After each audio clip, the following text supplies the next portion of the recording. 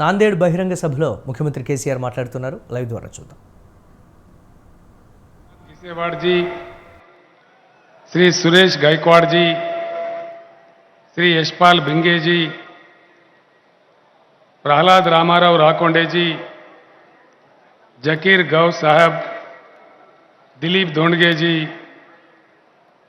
शिवराज दोंडगे जी और दीपक आत्रम एक्सएमएलए साहब, मंच पर उपस्थित सारे नेतागण, तेलंगाना राज्य से आए हुए साथी एमएलए, एमएलसी, एमपी और नांदेड़ जिले के चौ तरफ से आए हुए किसान भाइयों को, बहनों को, सारे लोगों को मैं विनम्र पूर्वक प्रणाम करता हूं.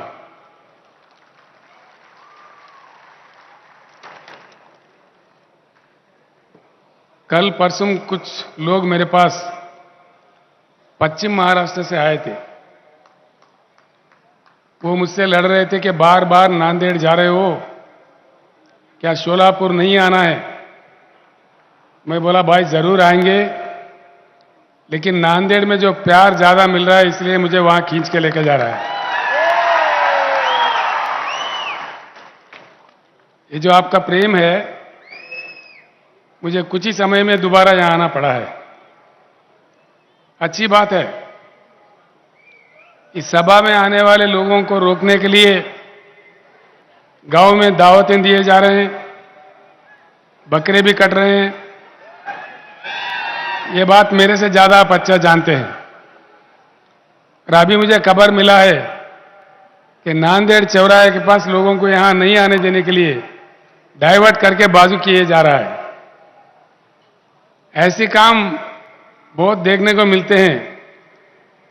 लेकिन एक बड़ी किसानों की तूफान अगर आ जाए, ये सारे चीज हमको नहीं रोक पाएंगे.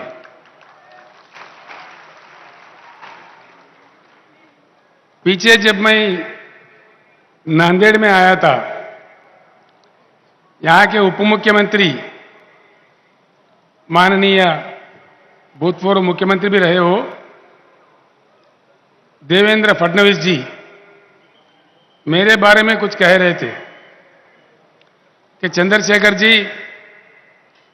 आपका काम तेलंगाना में है, तेलंगाना को देख लो, यहां क्या काम है. मैं भारत का नागरिक हूं, भारत के हर एक राज्य में मेरा काम है. दूसरा बात यह है, मैं साफ बताए देता हूं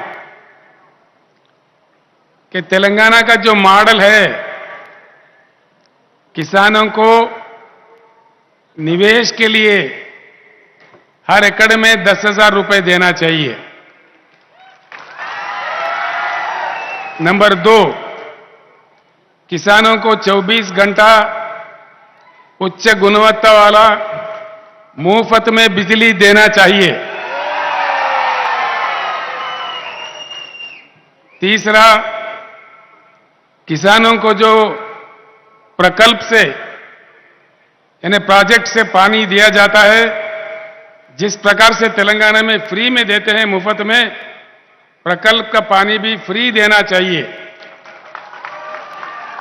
तीसरा, चौथा, किसान का जिस किसी तरह भी दुर्भाग्यपूर्ण अगर देहांत हो जाए तो 5 लाख रुपए का बीमा दिलवाना चाहिए.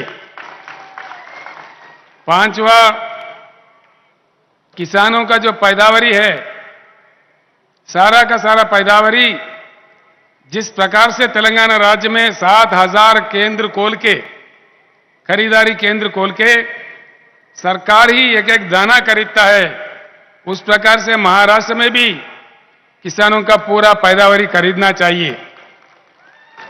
देवेंद्र फडणवीस जी, आप ये काम कर दो, इसका आश्वासन दे दो, मैं महाराष्ट्र में आऊंगा, आना बंद कर दूंगा. मुझे अगर रोकना है महाराष्ट्र में आने से तो इसका अमल करो, मेरा काम खत्म हो गया. अगर जब तक नहीं करोगे तब तक जबरदस्त आता रहूंगा. आप ये वादा पूरा करो, मैं नहीं आऊंगा। जब तक ये नहीं करूंगे, नहीं करेंगे, तब तक हम जरूर आते रहेंगे और लोगों के साथ मिलके, किसानों के साथ मिलके, किसानों के हक के लिए जरूर लड़ाई जारी रखेंगे। इसके साथ एक और बात भी है। हमारे दलित वर्ग, हमारे आदिवासी वर्ग भी सदियों से परेशान है, ये हम सारे जानते हैं। उनको कैसे उनके हालात पे छोड़ेंगे, कब तक छोड़ेंगे, कितने और सदी उनको पीड़ा उठाना पड़े, ये देश के लिए, नागरिक समाज में अच्छी बात नहीं है। इसी को सोच के हमने तेलंगाना राज्य में एक बहुत जबरदस्त स्कीम, दलित बंधु नाम का स्कीम लाए हैं। हर घर को, हर दलित परिवार को 10 लाख रुपए देते हैं, जो वापस नहीं देने होते हैं, और उनका इच्छापूर्वक जो काम वो कर सकते करें। इसका कोई बैंक लिंकेज भी नहीं है। देवेंद्र फडणवीस जी, ये अंबेडकर, भारत रत्न अंबेडकर जैसा एक डायमंड पैदा हुआ भूमि है महाराष्ट्र। अगर यहां दलित बंधु आप लागू करो, मेरे अपना महाराष्ट्र का दौरा बंद करूंगा, और जब तक नहीं करोगे तब तक बिल्कुल आऊंगा और लड़ते रहूंगा। बस ये शब्द यही, मैं यही खत्म करता हूं और ये देवेंद्र फडणवीस के ऊपर छोड़ देता हूं, उनके विज्ञता पे छोड़ देता हूं। वो क्या करने वाले हैं, क्या नहीं करने वाले हैं, आगे चल के हम देखते हैं। भाइयों, यहां समझने की बात है। कोई लंबा चौड़ा भाषण भी मैं नहीं बोलूंगा। धूप भी कड़ी है, बहुत देर से मेरे इंतजार कर रहे हैं, मैं जानता हूं। लोग बाहर भी बहुत है, अभी गांव में, शहर में भी। मैं सिर्फ 2-4 बातें आपको समझाने आया हूं। 75 साल हो गए देश को आजाद हुए। भाषण बहुत सुने, पार्टियां बहुत बने, मुख्यमंत्री कहीं बने, प्रधानमंत्री भी कहीं बने, आमदार खासदार तो कितने हम बनाए, बेहिसाब बनाए। चुनाव आया, अब वाला जीत गया, कोई नया जीत गया, अब वाला हार गया, तो चेहरा बदलता है, पार्टियां बदलते हैं, लेकिन हमारा हालत नहीं बदलता। मेरा आपसे प्रार्थना है, पिछली बार भी मैंने कहा था नांदेड़ में, मेरे बात यहीं सुन के यहीं छोड़ के मत जाइए। खास तौर पर जो बुद्धिजीवी है, जो पढ़े लिखे लोग हैं, जो मेरे युवा भाई है, जो मेरे युवा बहनें हैं, माएँ हैं, मैं आपसे प्रार्थना करता हूं, मेरे बातों को जरूर याद रखें और अपने गांव या बस्ती में जाने के बाद अपने साथियों के साथ, अपने गांव वालों के साथ जरूर चर्चा करें कि सच कितना है, झूठ कितना है। चर्चा करके आप खुद फैसला ले लें। देखिए, इस देश में 75 साल का आजादी के समय में देश के किसकी हुकूमत चलाया, किसका हुकूमत चला? सिर्फ 2 पार्टियां देश पर राज करें। 75 साल में 5 साल के लिए 2-4 प्रधानमंत्री बने, वो वीपी सिंह है, चरण सिंह है, मोरारजी देसाई थे, इधर से देवेगौड़ा जी थे, बस यही लोग थे। बाकी 70 साल, गौर करें इस बात पे, 70 साल किसी ने हुकूमत किया हिंदुस्तान पे तो सिर्फ 2 ही पार्टियां हैं। 56 साल कांग्रेस पार्टी और 54 साल कांग्रेस पार्टी, 54 इयर्स, और 16 साल लगातार भाजपा। कांग्रेस ने रूल किया और बाद में अब भाजपा रूल कर रही है। कुछ फर्क देखा है आपने? कुछ फर्क देखने को मिला? कुछ महसूस हुआ फर्क? क्या फर्क पड़ा?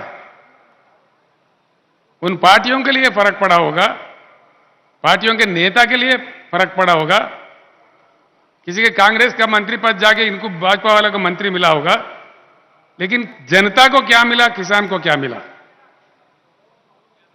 किसान का हालत क्यों नहीं बदला? दया करके सोचिए।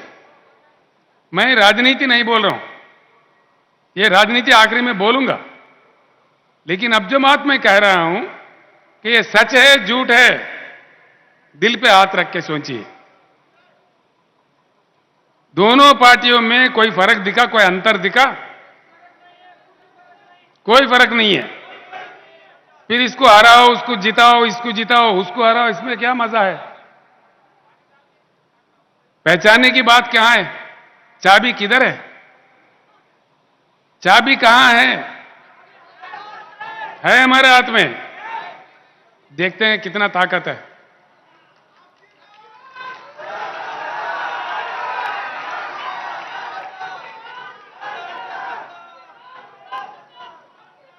तो भाइयों,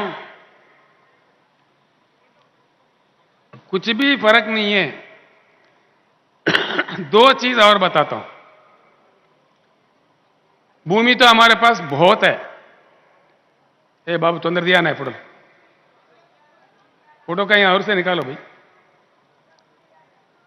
अमेरिका से, चाइना से, पूरी दुनिया में किसी अन्य देश से कृषि योग्य भूमि भारत में ही ज्यादा है। भारत का पूरी जमीन को अगर नाप ले,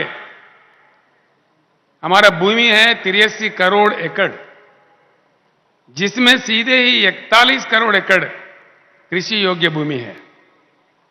भारत का किस्मत अच्छा है, यहां सूरज अच्छा खिलता है, अच्छी बारिश होती है, क्लाइमेट अच्छा होता है, यहां आम भी उगता है, एप्पल भी उगता है। ऐसे हमारा देश है। ये सब कुछ रखते हुए सबसे बड़ा संसाधन जो मानव संपत्ति है, 1,40,000 करोड़ आबादी है हमारे देश का। ये सब कुछ हमारे पास है, लेकिन हमारे बच्चे हमारे देखते देखते मैकडोनाल्ड का पिज्जा खा रहे, फॉरेन कंपनीज के दुकानों में जाके डबल रोटी खरीद रहे। क्या ये हमारा किस्मत है? क्यों ये स्थिति है? दूसरी बात है, मैं कुछ समय के लिए एरोप्लेन में आ रहा था हैदराबाद से, उसके बाद नांदेड़ में उतरने के बाद हेलीकॉप्टर से आ रहा था। जमीन पूरा सूखा सूखा दिखता है। क्यों? पानी नहीं है। पानी, ये बात जरूर मन में रखे और जानकारी ले लें हर भाई, हर किसान नेता। हिंदुस्तान के 41 करोड़ एकड़ जमीन को सिंचन के लिए भरपूर पानी देने के लिए जरूरत से ज्यादा पानी की उपलब्धि इस देश में है। देश के नदियों में 75,000 टीएमसी पानी बहता है, जिसमें से सिर्फ 19,000 टीएमसी उठाया गया। बाकी 50,000 टीएमसी हर साल हमारे आंखों के सामने, सारे भारत के जनता के सामने, प्रधानमंत्री, कई मुख्यमंत्री, आमदार, खासदारों के सामने, हमारे आंखों के सामने से गुजरते हुए बंगाल के खाड़ी में जा रहा है। गोदावरी निकलता है महाराष्ट्र से, कृष्णा निकलता है महाराष्ट्र से। महाराष्ट्र में कोने कोने में, चप्पा चप्पे में पीने के पानी नहीं मिलता, सिंचन के लिए पानी नहीं मिलता। फिर क्या मिलेगा भैया?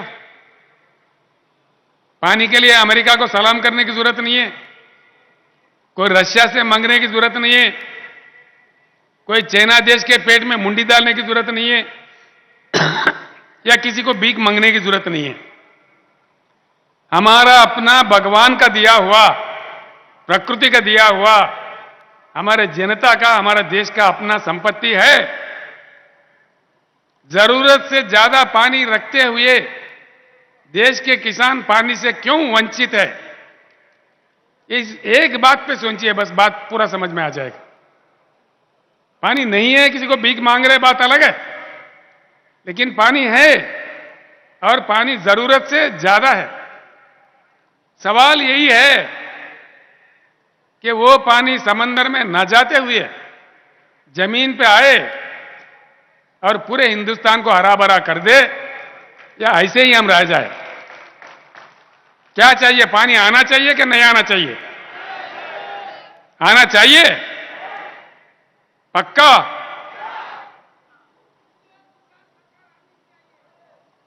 एक बात है।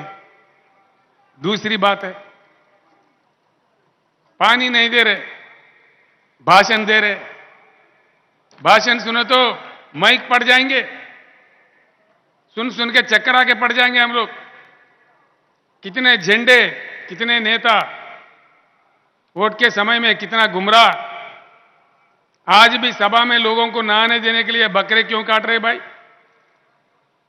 अच्छा, एक बात है। दूसरी बात, करंट नहीं दे सकते। क्यों नहीं देते? क्यों करंट नहीं देते भाई?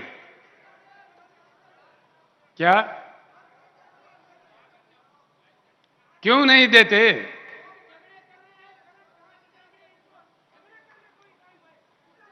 ऐसा है, पानी तो जरूरत से ज्यादा है, इस बात का जानकारी ले ले। अगर है, आपको जानकारी हो गया, तो पूरे जनता को जगाइए और युद्ध कीजिए मेरे साथ में। पूरे पानी जमीन पे आ जाएगा और भरपूर हर एकड़ को पानी मिलेगा। ये मेरा वायदा है आपके साथ। तो दूसरी बात है, बिजली, पर्याप्त बिजली, जितना चाहिए उतना बिजली देने के लिए हमारे अपने देश में महाराष्ट्र समेत कई राज्यों में बहुत सुंदर सा प्रकृति का दिया हुआ कोयला है। और वो कोयला कितना है हमारे पास? 361 बिलियन टन्स। 361 बिलियन। जो लिख लेना चाहे लिख ले।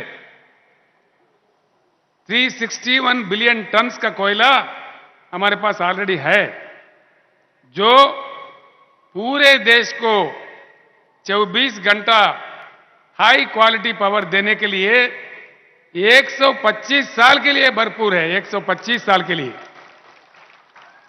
भाई क्यों नहीं देते बिजली? किसान और जनता, सरकार से हम चांद सितारे थोड़ी मांग रहे, सोने के ईंट थोड़ी मांग रहे। भाई जो पानी भगवान ने दिया, बीच में इंसान अड़चन बन बैठा है। जो कोयला भगवान ने दिया, बीच में हमारे राजनेता, हमारे प्रधानमंत्री, हमारे मुख्यमंत्री बीच में अड़चन बन बैठे हैं। बस ये राज आप जान जाइए। देखिए, एक बात है, केसीआर एक बार आके गया नांदेड़ में, गुलाबी झंडा एक ही बार आके गया, एक ही लहर। क्या आ गया? किसान को 6,000 रुपए आ गया बजट में। आया कि नहीं आया? पहले क्यों नहीं आया भाई? पहले क्यों नहीं दिया?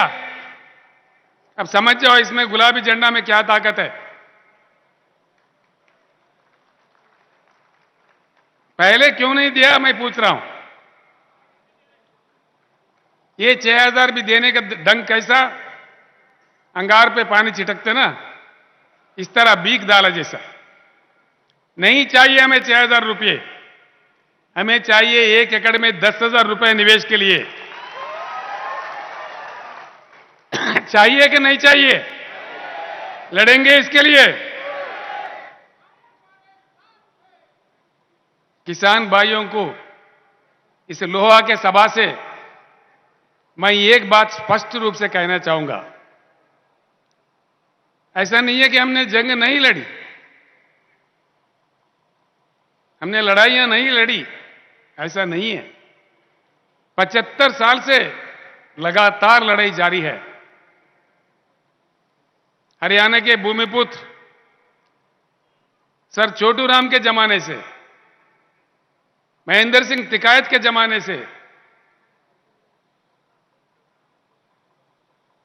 प्रोफेसर नंजुंडा स्वामी बेंगलुरु से, और यहां के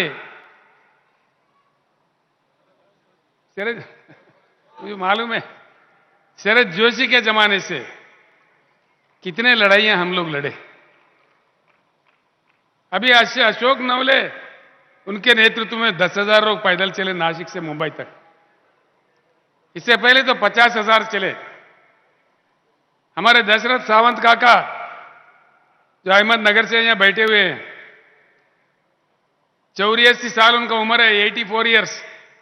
वो सारे जिंदगी लड़ते रहे शरद जोशी के साथ, किसी और के साथ, किसी और के साथ, अभी भी लड़ रहे। एक बात सोच लो, प्याज के दाम के बारे में, गन्ना के दाम के बारे में, कहीं और पैदावारी के बारे में हर साल हमें क्यों लड़ना पड़ता है?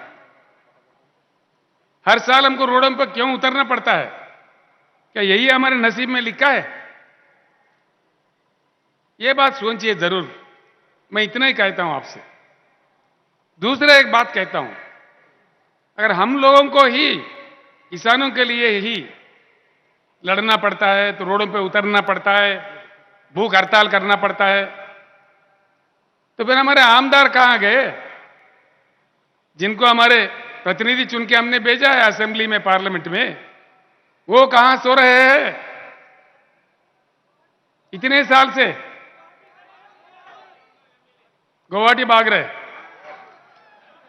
बस कौन किधर भाग रहे मुझे उससे वास्ता नहीं है, ये आप लोगों का आवाज है। मेरा एक ही विनती है, अब कब तक लड़ेंगे? जिंदगी तमाम लड़ते रहेंगे? सारे जिंदगी लड़ाई के लिए पैदा हुए हम लोग। देखिए लड़ाई कहां तक लड़े, ये नहीं है कि किसान नहीं लड़े।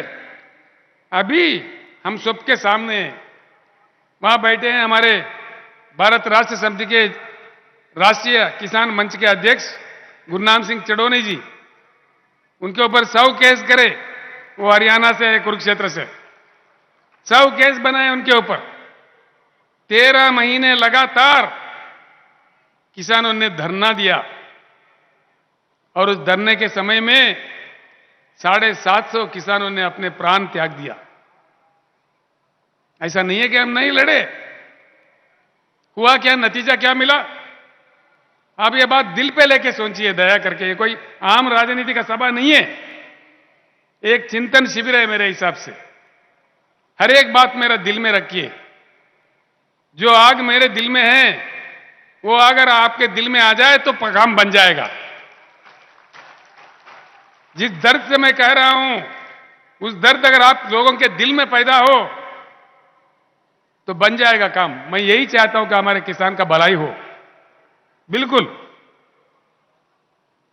750 किसानों का मृत्यु हुआ, कम से कम देश के प्रधानमंत्री एक शब्द नहीं बोले। लेकिन जब चुनाव आता है, उत्तर प्रदेश में, पंजाब में चुनाव आया, तो मीठी मीठी बातें बोल के किसानों से माफी मांग लिया। हम तो पागल है, माफी मांग लिया तो बस खत्म हो गए, खुश हो गए, फिर वोट दे दिए झूठी कहानियां सुन के। फिर क्या हुआ वायदा? कुछ हुआ? उसका नतीजा कुछ निकला? कुछ नहीं निकलेगा। ऐसे ही जब कभी अब आंदोलन पर उतर आते हैं, जब कभी हम इकट्ठे होने लगते हैं, जब कभी हमारे ताकत दिखने लगते हैं, बस अंगार पे पानी छिटके जैसा कोई माफी मांगता है, कोई 6,000 का भीख देने का प्रयास करता है, कोई और ड्रामा करता है।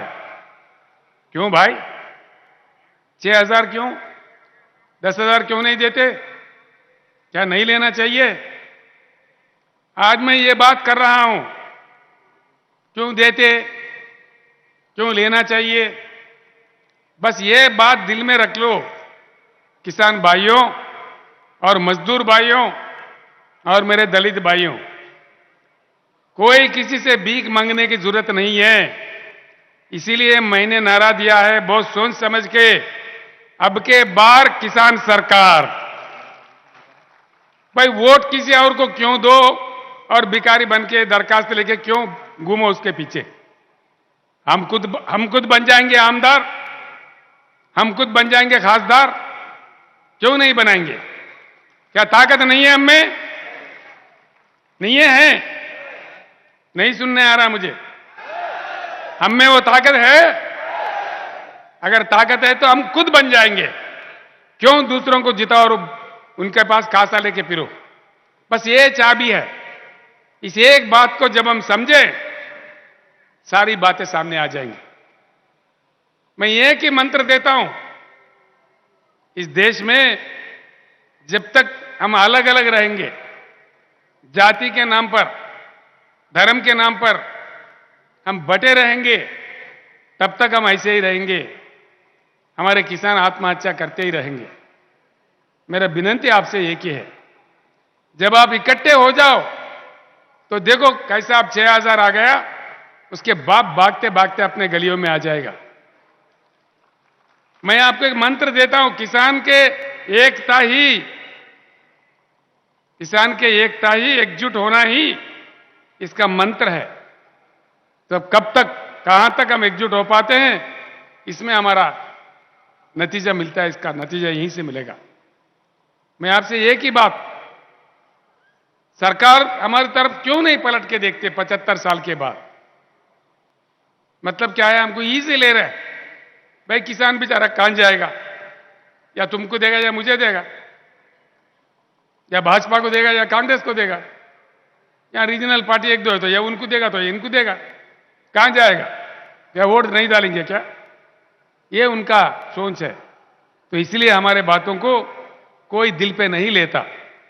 मेरा आपसे प्रार्थना है, भरपूर पानी अगर हर खेत में, हर एकड़ में चाहिए, भरपूर करंट हमारे किसान को फ्री में चाहिए, तो एक झलक दिखाइए, एक ही झलक, एक झलक। ये मैं आज इस लोहा के सभा से ऐलान करता हूं, अभी मैंने बीआरएस पार्टी का रजिस्ट्रेशन भी करवाया।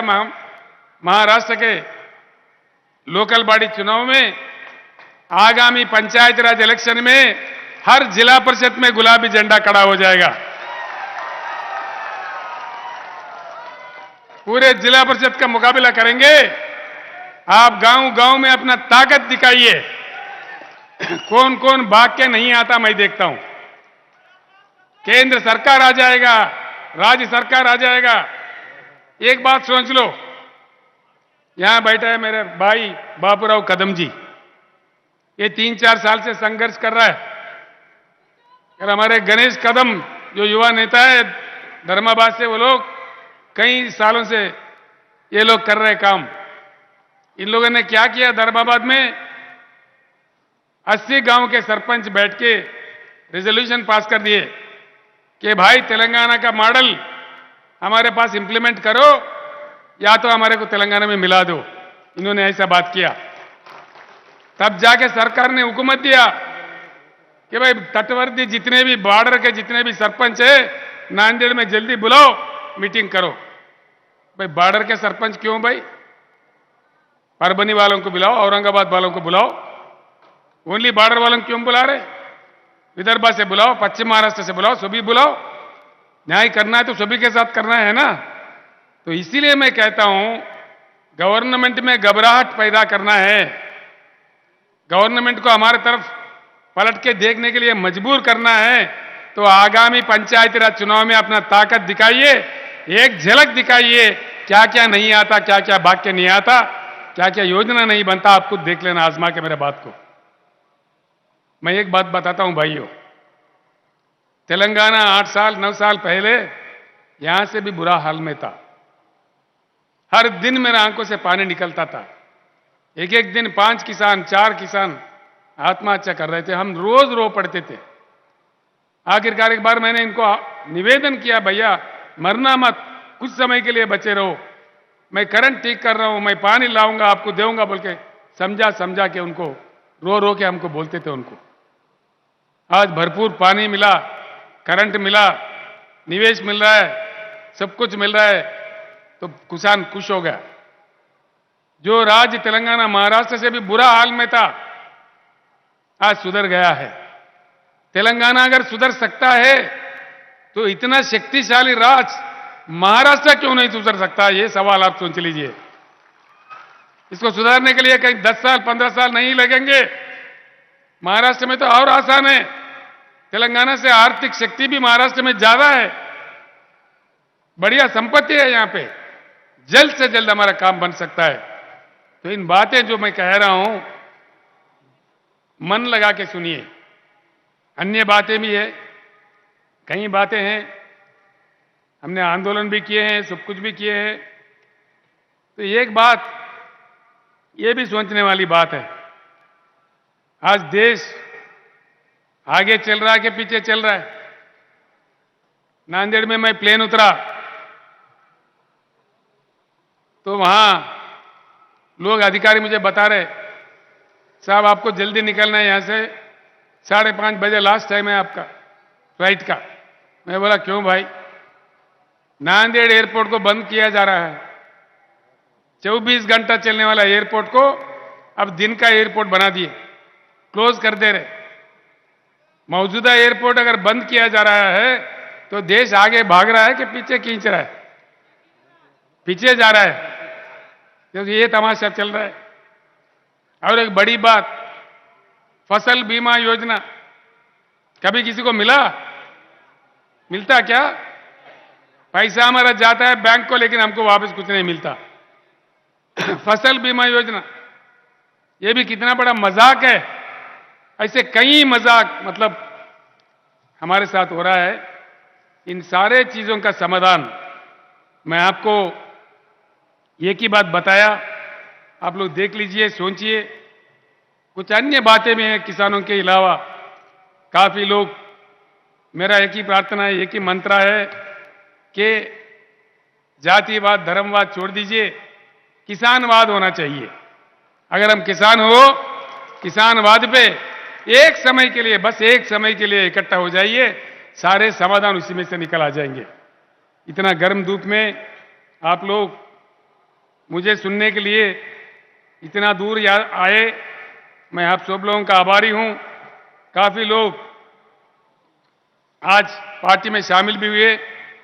महाराष्ट्र के चौ तरफ से मेरे पास कई डिमांड्स आ रहे हैं, आप चंद्रपुर में आ जाइए, आप सोलापुर में आइए, आप पश्चिम महाराष्ट्र में आइए, हर जगह आइए, ऐसे डिमांड्स आ रहे हैं। तो महाराष्ट्र में जल्दी से मेरे ख्याल से क्रांति आ जाएगा। ये क्रांति का भूमि है। यहां भारत के वीर पुत्र छत्रपति महाराज का ये जन्म स्थान है। और यहां शिव महाराज जो रिफॉर्मर है, उनका ये भूमि है। ज्योतिबा फूले सावित्रीबाई का जन्म धरती ये भूमि है। ऐसे पवित्र भूमि है।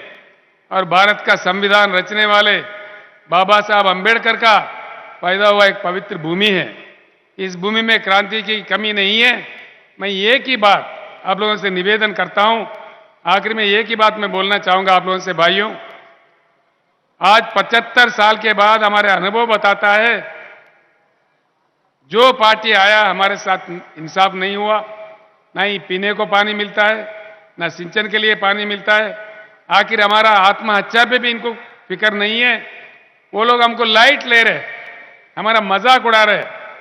अगर हमको सीरियसली वो लोग ले तो एक झलक बताइए, वरना हम खुद आगे चल के किसान सरकार बना के हमारे सारे समस्याओं का समाधान निकाल सकते हैं। इसीलिए मैं आपसे फिर एक बार विनम्र पूर्वक विनती करता हूं, मैंने जो शब्द आपको बताए, मैं लंबा चौड़ा नहीं बोलते हुए आपको गुमराह भी नहीं करना चाहता। जो बात मैंने बताया है, आपके गांव जाके जरूर सोचिए।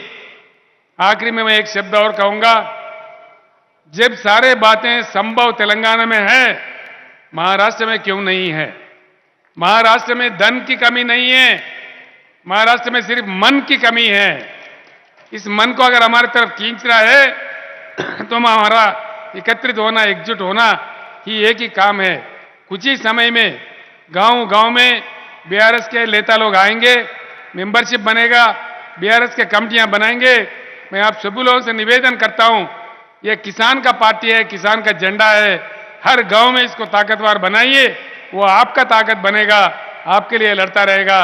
आपको शुभकामनाएं देते हुए हमारे पूर्ण विजय प्राप्त हो, हमारे आत्महत्याएं बंद हो, भरपूर पानी सिंचन के लिए आए और हमें पूरी सहूलतें मिले, भरपूर फ्री बिजली हमारे को मिले, ये मैं चाहता हूं और भगवान से पूरी प्रार्थना करते हुए मैं आपसे अपने भाषण समाप्त करता हूं। जय तेलंगाना, जय महाराष्ट्र, जय भारत। अब की बार ठंडा पड़ गए, गर्म ज्यादा ज्यादा बोलिए, अब की बार, अब की बार। धन्यवाद।